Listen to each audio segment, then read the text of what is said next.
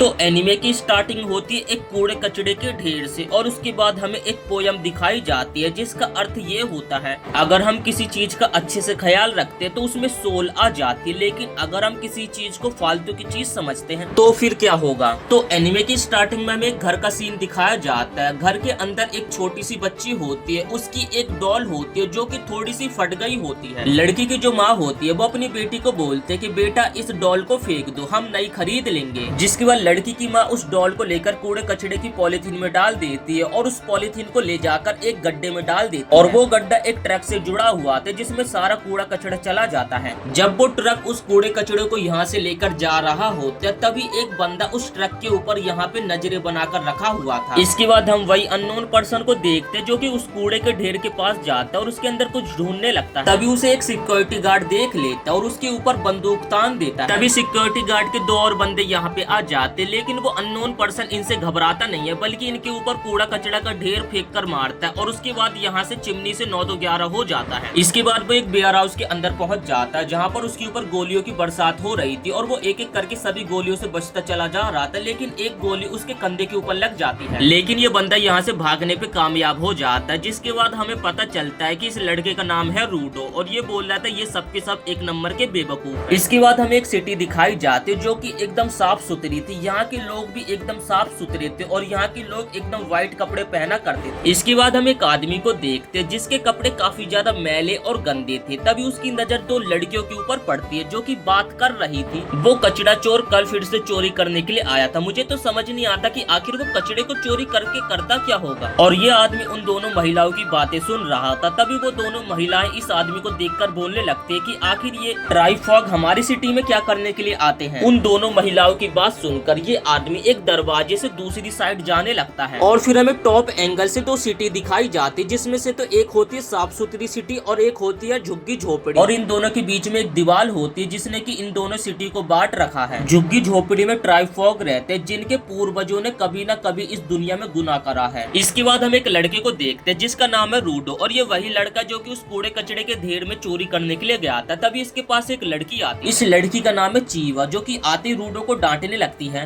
कि तुम कल फिर से कचरा चोरी करने के लिए गए थे। तुम्हारे केस को लेकर वहाँ के लोग काफी ज्यादा सीरियस है। अगर तुम्हें उन्होंने पकड़ लिया तो तुम्हारे साथ कुछ भी हो सकता है और इसलिए चीवा रूडो को समझाती है कि तुम्हें कचरा चोरी करना बंद कर देना चाहिए। रूडो कहता है कि मुझे उन लोगों से सख्त नफरत है क्योंकि वो लोग ऐसी चीजों को भी फेंक देते हैं जिन्हें कि ठीक किया जा सकता है और ये देखकर रूडो को बुरा लगता है जिस कारण रूडो वहाँ पे जाके कचरा चोरी करता है और उन्हें ठीक करके बेच देता है जिससे वो थोड़े बहुत पैसे कमा लेता है और उससे यहाँ पे उसका खर्चा निकल जाता है। तभी यहाँ पे 3 लड़के आ जाते जो कि आते ही रूडो का मजाक उड़ाने लगते और कहते कि ये कितना गंदा है, इससे सड़े हुए मुर्गे की बदबू आ रही है। वो लड़के चीवा को कहते कि तुम्हें इसके साथ नहीं घूमना चाहिए, इसके सड़े हुए ग्लव्स देखो जो कि कितने ज्यादा गंदे हैं। अगर इन ग्लव्स से इसने तुम्हें टच कर दिया तो तुम बीमार भी पड़ सकते हो, तुम्हें तो हमारे साथ घूमना चाहिए। तभी चीवा कहते कि मुझे रूडो से कोई भी दिक्कत नहीं है, हम सभी झोपड़पट्टी में रहते हैं तो हम सभी एक ही समान है। तभी वो लड़का कहने लगता है कि ये सारी गलती रूडो के बाप की है जिसने कि कई सारे लोगों को जान से मार दिया था और इसकी सजा आज तक हम लोग भुगतते आ रहे हैं। और वो लोग जिस कारण रूडो को अपने जैसा नहीं मानते बल्कि रूडो को अपने से भी नीची जाति का मानते हैं। ये सब सुन के यहाँ पे रूडो को काफी ज्यादा गुस्सा आ जाती है और वो गुस्से में उस लड़के को देखता है जिस कारण उस लड़के की यहाँ पे फट जाती है। जिसके बाद वो तीनों लड़के यहाँ से जाने लगते, लेकिन जाने से पहले वो लड़का कहता है कि जैसा बाप वैसा बेटा, आगे चल के ये भी एक क्रिमिनल जरूर बनेगा। तभी चीवा रूडो को कहती है कि तुम बिल्कुल अपने बाप जैसे नहीं हो, मुझे तुम्हारे ऊपर पूरा भरोसा कि तुम कभी भी कोई क्राइम नहीं करोगे। ये सुनकर यहाँ पे रूडो काफी ज्यादा शर्माने लगता है। इसके बाद यहाँ पे चीवा रूडो के ठीक किए गए सामानों को देखने लगती है और उस सामान में चीवा को एक डॉल दिखती है जो कि चीवा को काफी ज्यादा पसंद आती है। तभी रूडो चीवा को ये डॉल गिफ्ट देने लगता है, लेकिन अचानक से वहाँ पे चीवा की मॉम आ जाती है जो कि चीवा को अपने साथ यहाँ से ले जाती है और हम देखते कि एक बंदा छुपके से रूडो की ये सारी बातें सुन रहा था। जिसके बाद सीन शिफ्ट होकर हम देखते कि रूडो अपने घर चला जाता है। इसके बाद रूडो अपने घर आ जाता है जहाँ पर हम एक आदमी को देखते हैं जिसका नाम रेक्टो होता है जो कि आते ही रूडो की यहाँ पे टांग खींचने लगता है। वो कहता है कि अगर तुम उस लड़की को इतना ही पसंद करते हो तो जल्दी से उस लड़की को प्रपोज कर दो, बंदा कोई और उसे ले जाए। और दरअसल ये वही बंदा था जो कि वहाँ पे छुपके से रूडो और उस लड़की की सारी बातें सुन रहा था। तभी रेक्टो रूडो से कल रात के बारे में पूछने लगता है कि ये बताओ कल तुमने क्या गुल खिलाए। और फिर वो बोलता है कि तुम्हें चोरी करने की कोई भी जरूरत नहीं है, हम वैसे भी इतने गरीब नहीं है जो कि तुम्हें खुद काम करना पड़े। रेक्टो कहता है कि पैसे कमाने का काम तुम मुझ पे छोड़ दो और अपनी लाइफ को बार बार रिस्क में मत डालो। तभी रेक्टो को रूडो के हाथ में घाव का निशान दिखता है। वो जल्दी से उसके कपड़े उतरवा देता है और उसके हाथ में पट्टी कर देता है। और हम देखते हैं कि जब रूडो ने अपने हाथों से ग्लव्स को उतारा था तो उसके हाथ एकदम काले और गंदे से थे। और तब हमें पता चलता है कि रूडो को रेक्टो ने पाल पोस के बड़ा किया। रेक्टो रूडो का सगा बाप नहीं है, लेकिन उसे सगे बाप जैसा प्यार करता है। रूडो के काले डार्क पड़े हुए हाथों के कारण उसके हाथों में काफी ज्यादा दर्द भी होता है। और लोग जब उसके हाथों को देखते हैं तो उसे बहुत ही शक की निगाहों से देखते हैं। और बचपन से ही उसे अपनी लाइफ में लोगों के सामने काफी ज्यादा स्ट्रगल करना पड़ा। लेकिन एक दिन उसे एक आदमी मिलता है जो कि रेक्टो ही होता है। और रेक्टो ही ने उसे ये ग्लव्स दिए थे, जिन ग्लव्स को पहनने के कारण रूडो के हाथों में दर्द होना कम हो गया था। तभी रेक्टो कहता है कि तुम ये डॉल उस लड़की को देने के लिए आए थे ना, जल्दी से उस लड़की को ये डॉल दे के प्रपोज कर दो, वरना कोई तीसरा आकर उस लड़की को उड़ा ले जाएगा। ये सुनकर यहाँ पे रूडो काफी ज्यादा शर्मा जाता है। और हम देखते कि बाहर एक अननोन पर्सन इनकी ये सारी बातें सुन रहा था। अगले सीन में हम देखते कि रूडो उस डॉल को अपने हाथ में ले जाते और हर जगह पे चीवा को ढूंढने लगता है, लेकिन उसे चीवा कहीं पे भी नहीं मिलती। तभी वो एक खाई के सामने आकर खड़ा हो जाता, जहाँ पर दूर उसे एकदम डार्क अंधेरा दिख रहा था। और वहाँ पर एक आदमी को सजा देकर खाई में फेंक दिया जाता और इस खाई को पिट कहा जाता। तभी पीछे से चीवा आ जाती, जो कि रूडो को कहती है कि आखिर तुम यहाँ पे क्या कर रहे हो। चीवा रूडो को कहती है कि वो नहीं चाहती कि कभी रूडो को भी इसी तरीके से पिट में फेंक दिया जाए, और अगर उसे कभी कूड़ा कचरा चोरी करते हुए पकड़ लिया तो उसे भी इस तरीके से पिट में फेंक दिया जाएगा। रूडो कहता है कि रेक्टो ने भी यही कहा था, जिसपे चीवा कहती है कि वो भी तुमसे प्यार करते, इसलिए तुम्हारी उन्हें फिक्र है। रूडो ये सुन के हैरान हो जाता है और वो कहता है कि तुमसे का मतलब क्या है। मतलब कि यहाँ पे चीवा ने बातों ही बातों में रूडो को अपना लव कन्फेस कर दिया था, जिसके बाद यहाँ पे रूडो तो शर्म के मारे लाल लाल हो जाता है। जिसके बाद रूडो चीवा को ये डॉल देने लगता है और कहता है कि मैं ये डॉल तुम्हारे लिए ही लाया था, शायद से ये तुम्हें डॉल बिल्कुल भी पसंद ना आए। चीवा रूडो को कहते हैं कि ये डॉल मैं हमेशा अपने पास रखूंगी। और ये सुनकर तो रूडो यहाँ पे काफी ज्यादा शर्मा जाता है और शर्म के मारे यहाँ से रूडो तेजी में भाग जाता है और सीधा अपने घर पहुंच जाता है। और जैसे ही वो अपने घर का दरवाजा खोलता है तो रूडो देखकर एकदम हैरान हो जाता है। यहाँ पर एक अनजान शख्स मुखौटा पहना हुआ, जिसने की रेक्टो की छाती में एक धारदार चाकू डाल रखा था।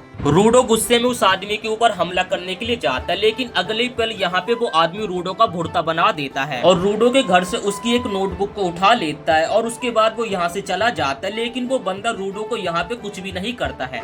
रेक्टो की अभी भी यहाँ पे सांसें चल रही थी। वो रूडो को अपने पास बुलाता है और रूडो को अपने आखिरी शब्द कहता है कि भाग जाओ यहाँ से रूडो, जल्दी से। तुम ही एक लौते पर्सन हो जो कि इस जगह को पूरी तरीके से बदल सकते हो। और इतना कहकर यहाँ पे रेक्टो मारा जाता है, जिसके बाद रूडो के घर में कुछ पुलिस वाले आ जाते हैं, जो कि रूडो को यहाँ से अपने साथ पकड़ के ले जाने लगते हैं। रूडो यहाँ पे पुलिस वालों को समझाने की कोशिश करता है कि मैंने रेक्टो को नहीं मारा, बल्कि एक दूसरे पर्सन ने रेक्टो को मारा है। पुलिस वाले कहते हैं कि तुम्हारे कपड़ों पे ब्लड के सैंपल लगे हुए, जिस कारण तुमने इस आदमी को मारा है। और उसके बाद वो रूडो को यहाँ से पकड़ के ले जाते हैं। नेक्स्ट सीन में यहाँ पे रूडो को पिट पे टांग कर रखा होता और यहाँ पे कई सारे लोग आए होते, जो कि रूडो के बारे में काफी ज्यादा भला बुरा बोल रहे होते। तभी रूडो को इसी भीड़ में चीवा दिखाई देती है। रूडो चीवा को कहता है कि मैंने रेक्टो को नहीं मारा, बल्कि रेक्टो को किसी और ने मारा, तुम्हें उस बंदे को ढूंढना पड़ेगा। चीवा यहाँ पे एकदम सीरियस खड़ी हुई थी। वो कहती है कि मैं एकदम गलत थी, एक कातिल का बेटा आखिर कातिल ही निकलता है। और उसके बाद वो रूडो की दी गई डॉल को जमीन पे फेंक कर चली जाती है। तभी भरी भीड़ में रूडो को वही आदमी दिखाई देता है जो कि मुखौटा पहना हुआ था और उसी बंदे ने रेक्टो को मारा था। रूडो तभी चिल्लाकर कहता है कि मैं तुम में से किसी को नहीं छोड़ूंगा, मैं तुम सभी को जान से मार दूंगा। और इतने में रूडो को पिट में फेंक दिया जाता है। रूडो गिरते गिरते कह रहा था कि मैं तुम में से किसी को नहीं छोड़ूंगा, मैं तुम सभी से बदला जरूर लूंगा, तुमने मुझे बिना गुनाह करे पिट में फेंक दिया, मैं सभी के सभी को जान से मार दूंगा। और जब रूडो काफी देर बाद पिट में गिर जाता है तो उसे कुछ भी नहीं होता, और जैसे वो पीछे मुड़कर देखता है तो उसके सामने एक कूड़े कचड़े से बना हुआ मॉन्स्टर खड़ा हुआ था। तो इसी के साथ इस वीडियो को यहीं पे समाप्त करते हैं। वीडियो पसंद आई तो वीडियो को एक लाइक करके चैनल को सब्सक्राइब जरूर से कर देना।